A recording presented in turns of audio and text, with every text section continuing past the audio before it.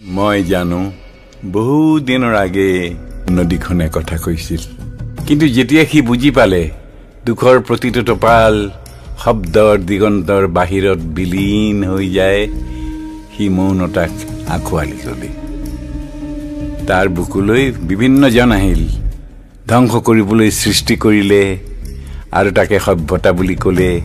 সভ্যতা তাৰ বুকুলৈ বিভিন্ন জন আহিল, সেই ধ্বংসৰ অৰ্থ বিচাৰি চালে আৰু তাকে ইতিহাস নাম দিলে। ইতিহাস যিমানে সময় সলনি হ'ল সিমানে সময় স্থবিৰ হৈ ৰ'ল, যিমানে পৰিৱৰ্তন হ'ল সিমানেই অপৰিৱৰ্তিত হৈ ৰ'ল। দুখৰ টোপালবোৰ টোপে টোপে জমা হৈ পাৰ ভাঙি বৈ যাব এদিন এখন নেদেখা নদীৰ বুকুলৈ, এখন নেদেখা নদীৰ বুকুলৈ।